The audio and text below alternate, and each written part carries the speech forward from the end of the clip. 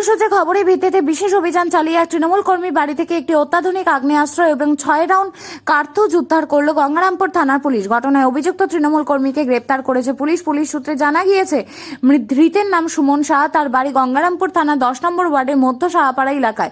জানা গিয়েছে তিনি গঙ্গারামপুর কলেজে অস্থায়ী কর্মী হিসেবে কাজ করতেন। বুধবার গোপন সূত্রে খবর পেয়ে প্রথমে গঙ্গারামপুর কলেজ থেকে সুমন শাহকে আটক করে পুলিশ। পরে তাকে জিজ্ঞাসাবাদ করার পর তার বাড়িতে তল্লাশি চালানো হয়। তল্লাশি চালিয়ে অভিযুক্তের বাড়ি থেকে একটি অত্যাধুনিক আগ্নেয়াস্ত্র 6 রাউন্ড কার্তুজ উদ্ধার হয় বলে জানিয়েছে পুলিশ। ঘটনাটি সামনে আসতে এলাকা জুড়ে ব্যাপক চাঞ্চল্যের সৃষ্টি হয়েছে। ইতিমধ্যে অভিযুক্তকে গ্রেপ্তার করেছে পুলিশ। কোথা থেকে এই আগ্নেয়াস্ত্র তার কাছে এলো এবং এর সঙ্গে আর কেউ জড়িত আছে কিনা তা খতিয়ে দেখতে তদন্ত শুরু করেছে গঙ্গারামপুর থানার পুলিশ। এটা কি ঘটনা ঘটেছে দাদা? আমরা তো বলতে পারবো না, পাশের বাড়ি ছিলাম আমরা। হ্যাঁ, তো এই পুলিশ আসলো, দেখলাম এখন কি রিকভারি হচ্ছে না কি হচ্ছে আমরা বাড়ির ভেতরে ঢুকিনি, বলতে পারবো না। শুনলাম নাকি বন্দুক পাওয়া গেছে।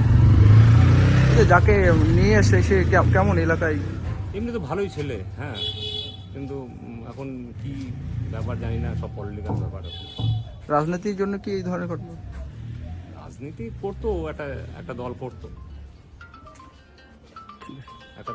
কলেজেও কাজ করতো, ক্যাজুয়ালের কাজ করতো। নাম আপনার নাম? আমার নাম নির্মলেন্দু হাটি।